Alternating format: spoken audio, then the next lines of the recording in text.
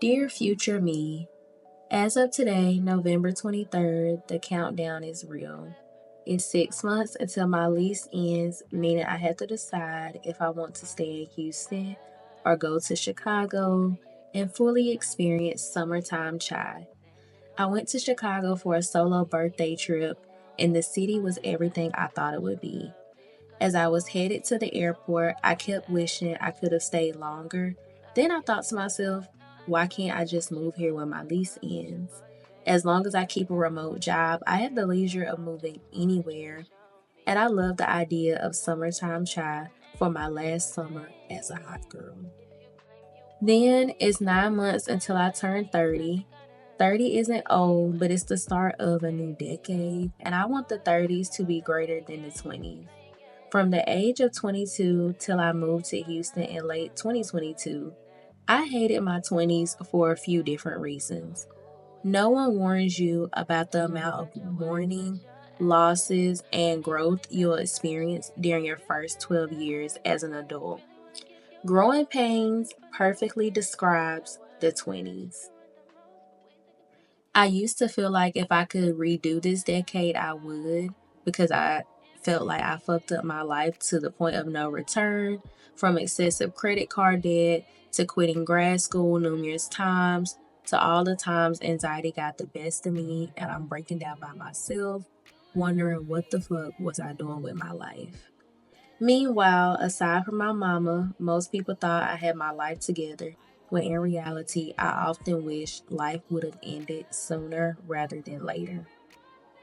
A moment of praise for God, growth, therapy, and the people who loved me when I didn't love myself.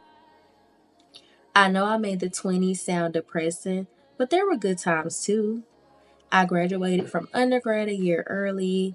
I traveled so much. I made new friends and created great memories. And best of all, within the past 18 months, I've gotten a grip on anxiety and it no longer has me in a chokehold. Sometimes I still wonder how life would have been different if I didn't struggle with anxiety and other health issues, but it is what it is now. Fast forward to the present, I stand by all my choices and mistakes, and I'm done grieving the life I thought I wanted and deserved. The self help journey I've been on this year has taught me to cope with where I'm at in life, and I've come a long way from being a lost 22-year-old to thriving and surviving in a major city by myself. Moving to Houston is one of the best choices I've made. I love the city, the aesthetics, the food, and the people. Being away from what's familiar is lonely at times, but I've evolved for the better and had the chance to learn and love who I am outside of the opinions and viewpoints of others. If I could tell my younger self anything, I would say to hang on and don't give up. Life gets better. And to anybody in their 20s or older who's going through something or feeling lost, just know it doesn't rain forever and life gets better. Back to turning 30. My mama recently brought up that I'm never happy or excited about my birthday, which made me sad, and I want to change that. I view my birthday as a time to reflect and set goals for a new year, but I need to view it as a blessing and celebrate myself. I recently started planning for my 30th birthday, and one thing I decided to do is write a future letter to myself that will be emailed to me on my 30th birthday.